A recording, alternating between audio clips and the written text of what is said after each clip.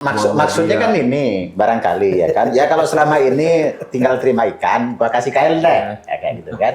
Cuma lupa kalau kailnya bisa jadi lahan sengketa kan. Kail konflik. Dan saya kira yang paling fatal ini adalah ini merusak ideologi, Pak. Iya. Pancasila itu sila kelimanya apa? Keadilan Sosial. bagi. Nah, berarti harus dirubah nih keadilan sosial bagi Seluruh agama. ormas keagamaan. Itu kan? Iya. Karena GMNI nggak terima itu. Karena semua agama ada di situ. Kongsi, ya juga harus transparan kepada umatnya. Ini organisasi keagamaan ini bikin kongsi dengan siapa? Jangan sampai dengan kongsi-kongsi jahat, ujung-ujungnya kong kali kong dengan cingkong. Atas nama ormas keagamaan, tapi dikasihkan ke sini, tapi resikonya berarti ya. Nah, justru itu organisasi keagamaannya. Nah, Iya, saya khawatirnya di situ. Itu problemnya nanti hanya akan mengacaukan organisasi keagamaannya, karena kemudian menjadi apa? Ada kue yang bisa dijadikan lahan sengketa. ya konfliknya ada di situ malah. Dan bisa merusak ormas itu. Assalamualaikum warahmatullahi wabarakatuh. Salam sejahtera untuk kita semua. Jumpa lagi dengan saya di acara Ngobrol Politik Indonesia.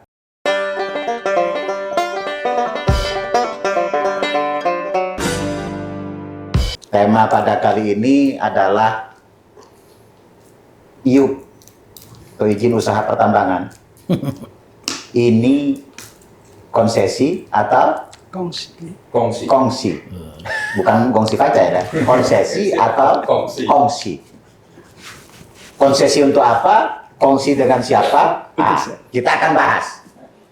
Bersama saya telah hadir teman-teman ini dulu adalah aktivis-aktivis kelompok Cipayu. Ya sebagian besar segenerasi lah dengan Menteri Investasi sekarang ini. Yang pakai peci itu adalah Diko Nugraha. Dia dari PMII, cuma kebetulan lari ke kanan. Jadi menjadi ketua umum Gerakan Pemuda Islam. Jadi agak lari ke kanan dia. Dari PMII. Bukan diarahkan, bukan? Bukan diarahkan, dari ke kanan. Di seberangnya yang pakai jaket, Bung David Pajung. Siap. Terima kasih sudah hadir. Sebelah saya ini Bung Dedi Jaya. Ini dulu aktivis HMI, hijau hitam. Kebetulan juga pernah di pengusaha lah ya. Di sebelah kiri saya Jim Romen Siombing. Ya, malam. Mantan Sekjen PMKRI, Perhimpunan Mahasiswa Kristen Indonesia. Katolik, Pak. Perhimpunan Mahasiswa Katolik Republik Indonesia yang sudah dapat konsesi tapi ditolak. Ini bahaya. Kenapa enggak dikasih ke saya? Ini tidak terima konsesi sebagai konsesi atau tidak mau kongsi? Iya. Silakan Bujil. Ya, ini menarik nih. Soal soal tambang, soal air gitu ya. Pasal 33 itu jelas loh. Yang namanya tambang dan sejenisnya itu pengelolaan negara. Nah, simbol negara ini adalah pemerintahan. Lembaga masyarakat ini adalah bagian saja, bukan sebagai simbol negara. Nah, saya khawatirnya kalau kita tidak melihat itu dari pokok intinya, kita akhirnya bicara adalah ini kepentingan siapa dan segala macam. Kalau bicara kepentingan itu pasti, tapi kepentingan itu menabrak undang-undang dasar gitu. Itu yang buat saya yang mana itu? Pasal 33 itu isinya. Hak kelola. Kan hak mengelola itu negara untuk warga negara, gitu. Negara ini konteksnya pemerintah, bukan lembaga ya, bukan lembaga ormas keagamaan dan segala macam. Nah, sekarang dengan konsesi ini kan pengelolaannya itu diberikan langsung kepada lembaga ormas ini. Lalu peran pemerintahnya apa? Seharusnya undang-undang itu dirubah dulu. Padahal rata-rata mereka ini hadir sebagai organisasi non-profit lah ya. Iya, mitra pemerintah. Mitra itu kan bisa mitra strategis, bisa kritis, bisa segala macam. Nah, ketika ini ditabrak dengan konsesi tambang segala macam, saya bisa ngebayangin wajah Republik. Perlu nggak sih ada pemerintahan sekarang? Ketika peran pemerintah ditiadakan di posisi ini. Itu satu. Lalu yang kedua, secara teknis, saya sebagai orang Katolik ya, melihat wajah rumah ibadat saya gitu kan, harus membuka satu lagi bidang untuk bicara bisnis. Padahal saya tahu persis kita ini beragama, ini kan urusannya mendapatkan pintu surga yang mudah gitu. Nah soal duniawi ini kan ya bukan saya munafik, tapi banyak sekali menciptakan hal-hal yang negatif. Berarti di KWI itu tidak ada bagian bidang ekonomi, itu nggak ada lah ya? Ini bukan bicara KWI Pak. Oh nggak. Ini bicara soal bagaimana kita sebagai umat beriman aja dulu. Nanti kalau dibawa ke sana saya nggak bisa mengatasnamakan KWI ya. Oh iya. Gitu ya. Tapi yang saya tahu dari kalangan kami yang Katolik itu sangat menolak. Sangat menolak. Teknisnya begini, Bapak umat Katolik di lahan Bapak ada tambang, kan begitu. Kan Bapak punya hak untuk menolak atau mengelola.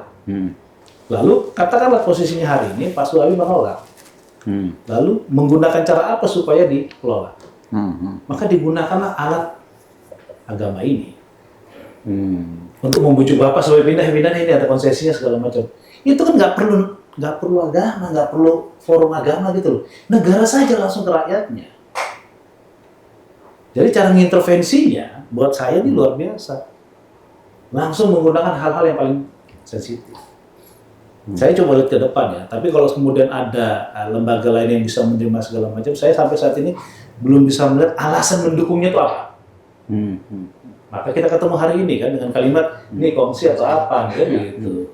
Tapi kalau ini dijelaskan dengan baik, sudah dipersiapkan segala macam, sudah matang, gitu, ya oke.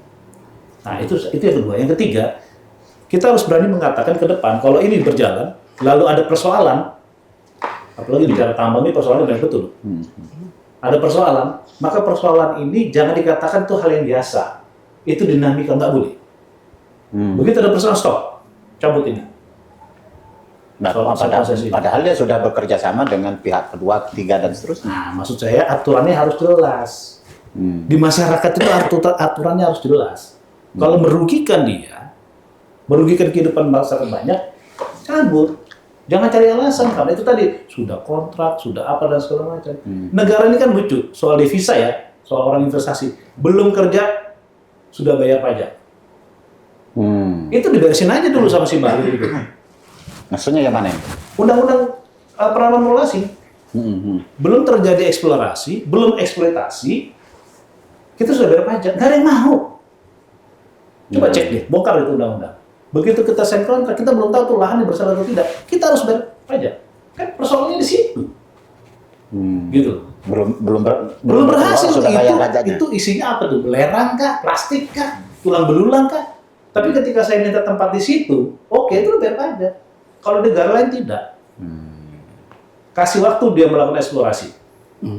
Gitu loh. Begitu ada hasil kan eksploitasi, disitulah pajak muncul.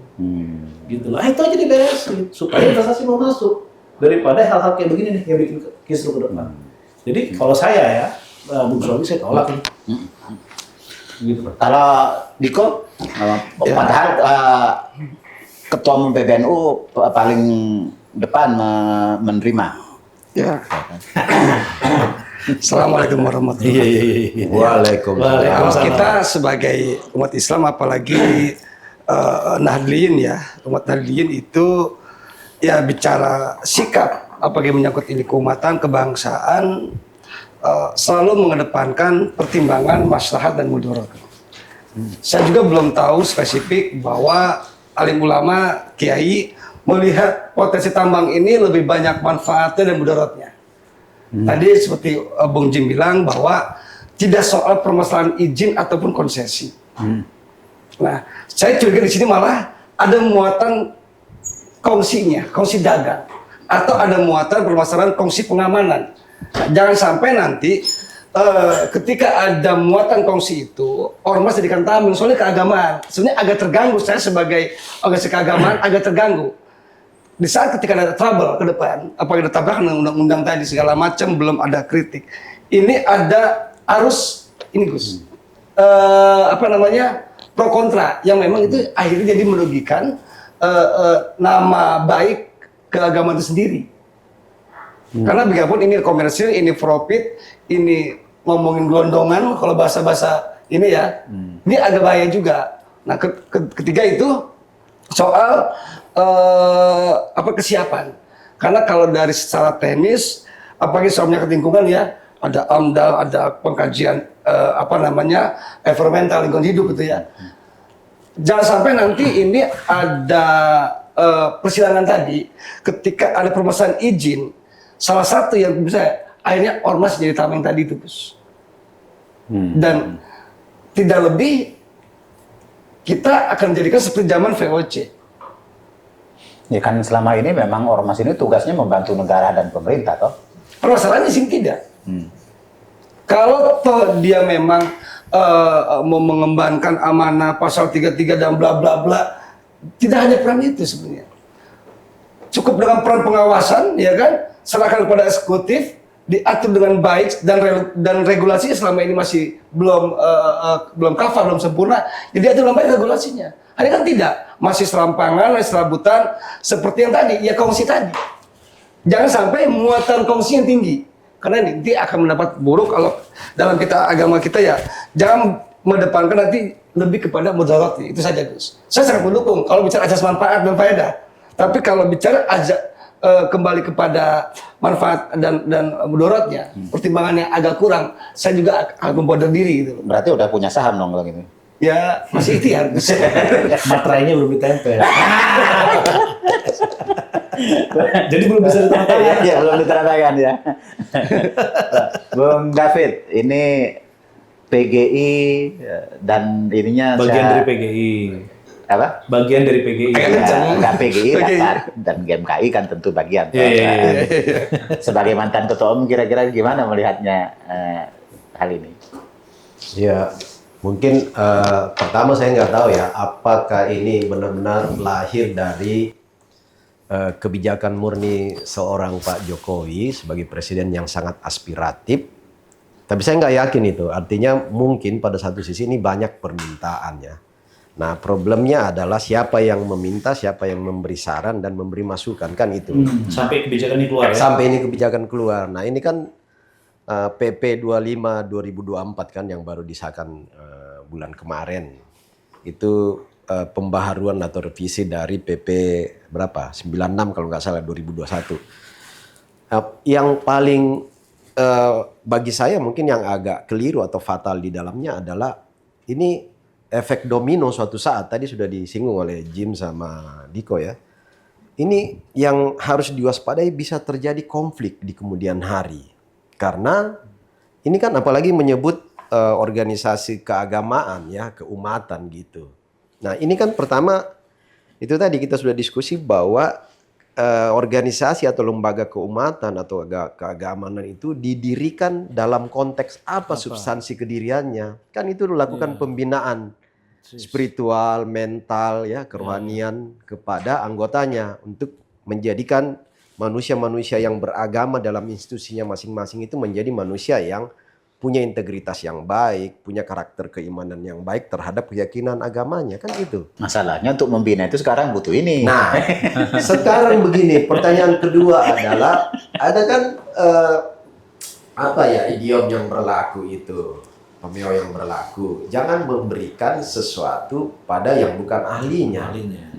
Organisasi keagamaan ini adalah ahlinya adalah membentuk karakter spiritual, integritas manusia, bukan duniawi ya? Bukan untuk bagaimana mengelola satu usaha pertambangan misalnya, karena di situ sudah ada ahli-ahli pertambangan. Yang kedua, ada lembaga yang didirikan oleh negara ini, misalnya BUMN ya. Main ID, di situ semua lembaga-lembaga BUMN yang ada dalam pertambangan, di situ ada timah, ada aneka tambang, ada batu bara, macam-macam semua itu sudah ada yang ahlinya di situ kan.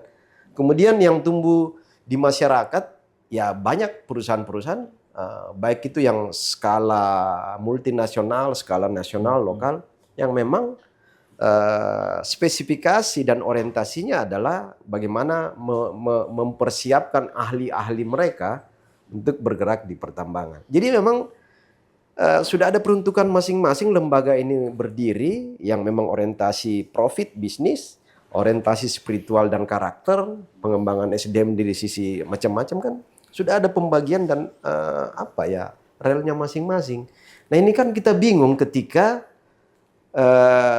dunia profesional itu diserahkan kepada satu kelembagaan yang tugasnya membina spiritual dan karakter manusia. Itu kan nggak nyambung sebenarnya. Nah ini yang paling rawan. Kemudian yang tadi itu bisa terjadi konflik mengatasnamakan agama nanti, atau ada benturan-benturan di bawah dari masing-masing ormas keagamaan ini yang berbeda-beda ini. Kalau terjadi misalnya ketidakadilan, ketidakrataan ya terhadap pengelolaan sumber daya alam di situ kan. Misalnya katakanlah basis-basis sumber daya alam yang besar, misalnya katakanlah di Papua contoh, atau di Riau ya, di Kalimantan, di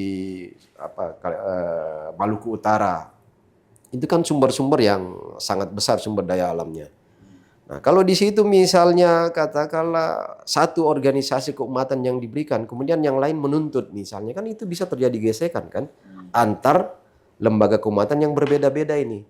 Islam saja misalnya Muhammadiyahnya ada ya, NU-nya. Kalau misalnya NU bilang, loh kok Muhammadiyah yang dikasih, atau kok cuman NU doang di situ di basis tambang itu misalnya, atau di Sulawesi Tengah sana di Morowali, Al-Khairat aja gitu. Iya kan, Al-Khairat apa segala macam yang besar di sana kan. Kan itu menjadi potensi konflik sebenarnya. Nah, ini yang maksud saya Malah jadi konflik horizontal. menjadi ya. konflik sehingga mungkin itu tadi pertanyaan besar. Nggak mungkin ini lahir dari seorang Jokowi. Kita sangat kenal. Ini mungkin saja permintaan di bawah, atau seorang misalnya Menteri Investasi yang menjadi corong selama ini. Ya nggak tahu berapa investasi gitu. Motif manuvernya apa? Nah, ya motifnya itu ya banyak tadi yang sudah dibicarakan awal tadi itu kan. Karena ini motif ekonomi ini melatar belakangi semua kan di belakangnya. Motifnya buat saya cuma satu, dia gagal dapat investasi. Nah, iya. Betul nggak? Ya, Iya, Ini kebijakan aneh-aneh. Lah, kan sudah banyak izin tambang yang dicabut waktu itu. Jangan-jangan karena banyak yang dicabut, habis itu kembalikan gak enak, dilempar ke ini. Nah, itu berarti informasi baru nih. Bukan. Oh, bukan. Bukan. nah itu rawannya di situ. Iya. Jadi memang serba salah ya jadinya itu.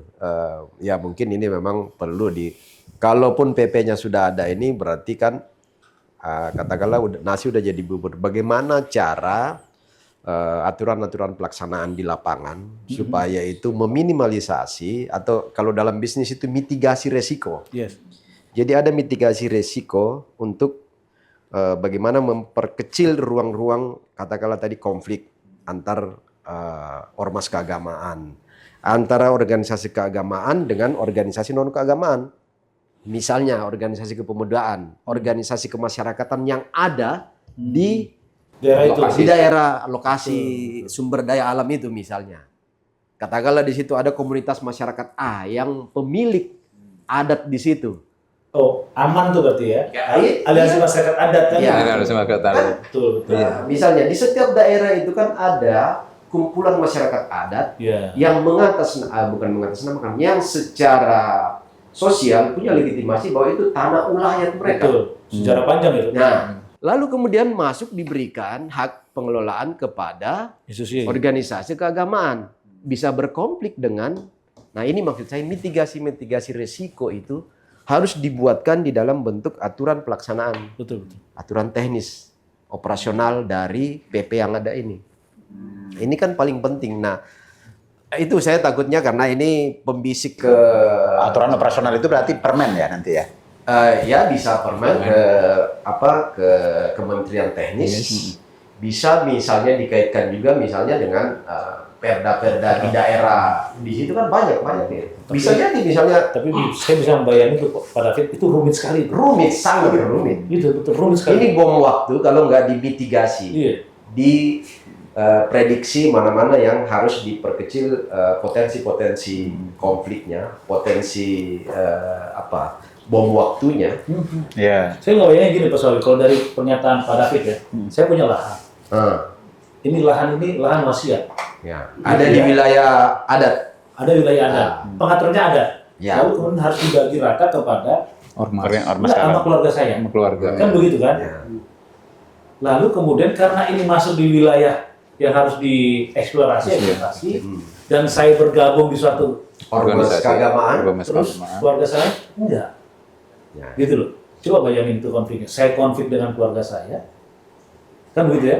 Dan keluarga saya konflik dengan ormas yang saya ikuti. Wah itu Ya. memberikan itu. Iya, ini kayak ini apa Luar kayak biasa. memindahkan zona konflik. Kalau biasanya tambang ini kan konfliknya ini kan vertikal, Ya. ya kan? Masyarakat langsung ke pemerintah kan, ya kan? Ini jangan-jangan motifnya ini gitu Betul, loh, betul. memindahkan zona konflik gitu. Menjadi Sehingga kalau ada masalah ya itu urusan ormas. Iya. Menjadi ormas taruh depan lah ya. Ormas harus depan, kalau bahasa dia kan tameng kan bisa centeng, gitu kan? Memang idealnya Jadi maksudnya kalau selama ini per truk 5.000 jadi 10.000. kira-kira gitu lah, ya kan? Pengalaman lapangan. Iya, memang ormas-ormas ini juga saya pikir jangan terjebak kepada persoalan. Ini kan idealnya ya, idealnya. Dan tujuannya mungkin kemandirian ekonomi untuk masing-masing ormas. Ya. Support dari ini semua kan. Nah, tapi memang resikonya kalau memang tidak dimitigasi tadi, memang ini bahaya. Bom waktu betul gitu loh. Jadi selain juga memikirkan pemberdayaan memaksimalkan kemandirian ekonomi, juga harus memikirkan potensi konflik di daerah-daerah tambang tersebut gitu loh. Sebenarnya kan kalau terkait kemandirian ekonomi kan sudah ada, selama ini prakteknya sudah ada. Katakanlah di Kemendagri, di Kementerian Dalam Negeri itu kan ada kalau dulu Kesbangpol yang membina organisasi-organisasi kan, baik itu kepemudaan, sosial, keagamaan, itu semua ada dalam satu payung itu. Nah, sekarang nggak ada. Di daerah juga ada kan. Jadi maksudnya gini. Dan ada APBN maupun APBD untuk sifatnya hibah atau bantuan kepada organisasi keagamaan dan organisasi apapun dalam rangka bagaimana kemandirian dana dari organisasi yang ada. Nah, kenapa enggak misalnya lebih baik dibuatkan regulasi aja, bukan dalam bentuk PP yang ini diberikan kepada ormas keagamaan, tetapi lebih bagus misalnya apakah perusahaan-perusahaan yang mengelola, perusahaan swasta murni yang mengelola satu tambang misalnya, itu diberikan aturan bahwa kamu harus menyetor kepada pemerintah daerah sebagai bagian dari kompensasi atau bantuan untuk pembinaan keagamaan di tingkat ini. Bukannya sudah ada CSR. CSR itu kan sebenarnya dia tidak mengikat jumlah atau apa gitu kan. CSR itu bagian dari kompensasi satu badan usaha kepada masyarakat ketika dia untung kan. Kalau rugi juga nggak ada CSR. Nah, tapi kalau misalnya ini diatur katakanlah, atau misalnya BUMN yang mengelola tambang katakanlah, lebih bagus bunyinya di situ, sehingga potensi konfliknya diperkecil kan, ketimbang diserahkan itu kepada ormas keagamaan. Hal yang nggak dihitung juga adalah kompetensi. Bukannya nanti tambang itu menghasilkan kalau dikelola oleh ormas keagamaan yang katakanlah memang bidangnya bukan itu. Bisa pertama lingkungan di situ hancur, nggak untung juga malah buntung kan gitu. Padahal orientasinya adalah untuk ada profit dari pengelolaan itu kan gitu. Nah, aturan-aturan itu panjang sekali. Ada misalnya safety first-nya apa segala macam, HSE-nya di dalam proses pertambangan itu kan semuanya ada persyaratan-persyaratan kualifikasi yang harus dipunyain kan. Bagaimana sistem keamanan pengelolaannya. Ya, seperti kemarin kasus beberapa bulan lalu yang terbakarnya tungku di Morowali itu. Berapa puluh orang yang meninggal kebakar karena tungkunya meledak kan? Yang tambang rakyat itu ya? Ya? Yang tambang rakyat itu? Tambang rakyat? Iya, bukan tambang rakyat, yang Investor ini itu. itu. yang di Morowali, Morowali. Sulawesi Tengah itu padahal sudah dikelola oleh perusahaan yang profesional. Masih ada kecelakaan yang mengambil nyawa orang kan. Apalagi dikelola oleh katakanlah ormas keagamaan yang memang bidangnya bukan itu. Kalau nggak salah ini nanti dimungkinkan juga dia untuk menggandeng pihak ketiga sehingga cuma diatasnamakan atas nama ormas keagamaan tapi dikasihkan ke sini, tapi resikonya berarti ya Nah justru Itu organisasi keagamaannya. iya, Saya setuju. khawatirnya di situ. Itu problemnya nanti hanya akan mengacaukan Itu. organisasi Iya. keagamaannya karena kemudian menjadi ada kue yang bisa dijadikan lahan sengketa. ya konfliknya ada di situ malah. Dan bisa merusak ormas itu loh. Ormas Jadi keagamaan orang nanti menjadi orientasi. pimpinan ormas keagamaan itu Untuk konsensi itu. untuk konsesi itu. Wah, itu mengerikan sekali. Jadi orientasi profit dan Iya. bisnis. Tapi pertanyaannya, ada kepastian hukum nggak kalau ini kan misalnya rata-rata periode ormas keagamaan ini kan 5 tahun. Saya nggak tahu apa ada yang 50 tahun. Oh, enggak. Itu dikembalikan ke organisasi sendiri gitu loh. Lah, iya, Masing-masing kan punya Iya. ADART begitu kan. muktamar atau kongres kan berubah itu nanti. Bukan itu masalahnya, Pak. Hah. Akibat ini banyak sekali ormas itu punya anak-anak organisasi lahir. Gitu. Yang tadinya tingkat ranting, dia muncul lagi tuh cucunya ranting. Dan Iya. nanti gini Pak, Ya ini kan dalam rangka kreativitas peternak kalau Oh ini. gitu ya.